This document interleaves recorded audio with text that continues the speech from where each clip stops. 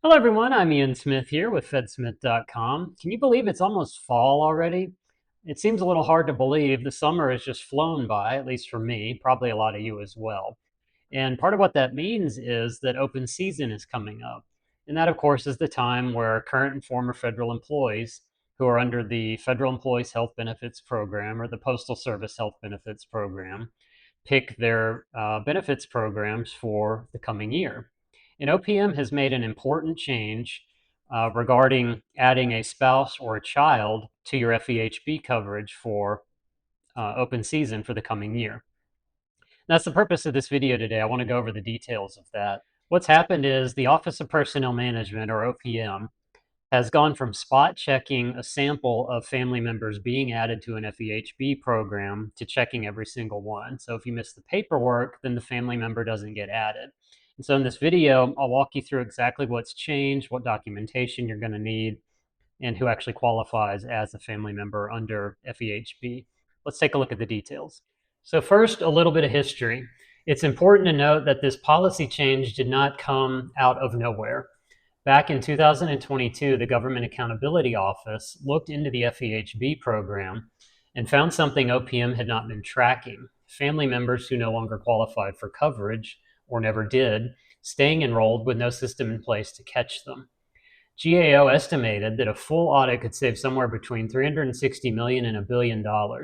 And Congress took notice of this, and OPM has been under pressure ever since to fix it. That pressure turned into law through the big budget reconciliation bill Congress passed in July 2025. That's Public Law 119-21. And tucked inside of it is a provision OPM refers to as the FEHB Protection Act of 2025. It directed OPM to build a real verification process, and OPM's final rule took effect July 2nd of this year. Here's the core change. Before, your employing office could ask for proof that a family member was eligible, but only really enforced it for certain life events like a marriage or a birth. Now it's not optional. Proof is required every time you add a family member, and that includes open season, which wasn't fully covered before. Here's the part that's actually new for this open season, and it's something that most coverage hasn't caught yet. Since 2024, agencies were only required to check a minimum of 10% of new family member additions. OPM just changed that, though. Under BAL 26-202, which was issued on July 15th, agencies now have to verify 100% of open season elections where a family member is added. Now, a question I'd expect a lot of you to have: what if you're not adding anyone new? What if your spouse or your child has been on your plan for years and you're just renewing the same coverage? Based on OPM's own language, this 100% check is specifically tied to adding a family member.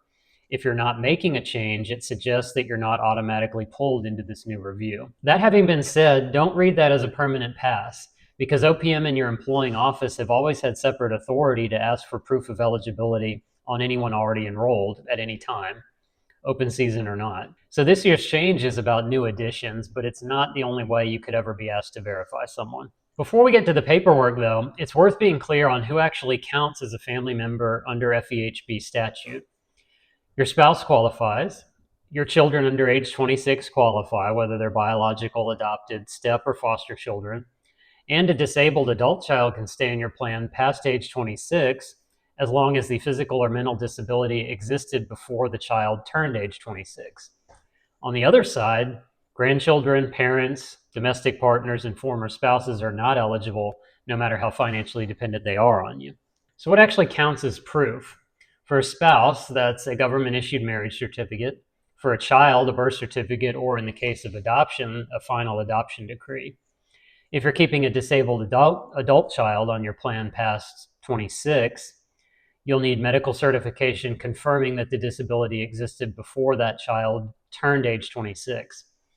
But this isn't the complete list, though. For every scenario, including stepchildren and foster children, the full documentation requirements are laid out in OPM's FEHB handbook, and I'll be sure to put links to that in the description.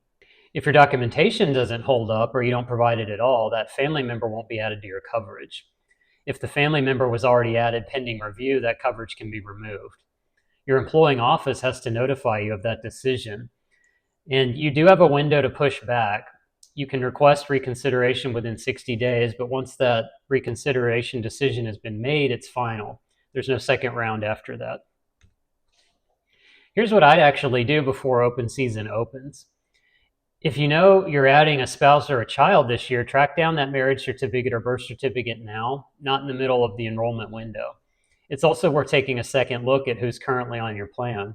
If you've got a former spouse or a child who's aged out and you haven't addressed it, this is a good time to do that on your own terms rather than through a review. And if you're ever unsure whether a document you have is going to be accepted, your HR office can tell you before you're in the time crunch. And one thing to note, this video covers program information, not medical advice. So if you have questions about a disability certification specifically, talk to your doctor or your benefits office. I've put links to the full documentation requirements along with some related articles on FedSmith in the description below. For more information on FEHB and open season, head over to fedsmith.com. We have a lot of articles on our site now, and we're also going to be adding more between now and the start of open season. So keep an eye out for those. And also while you're there, please sign up for our free email list. It lets you get our news updates delivered straight to your inbox. Thank you for watching, and I will see you next time.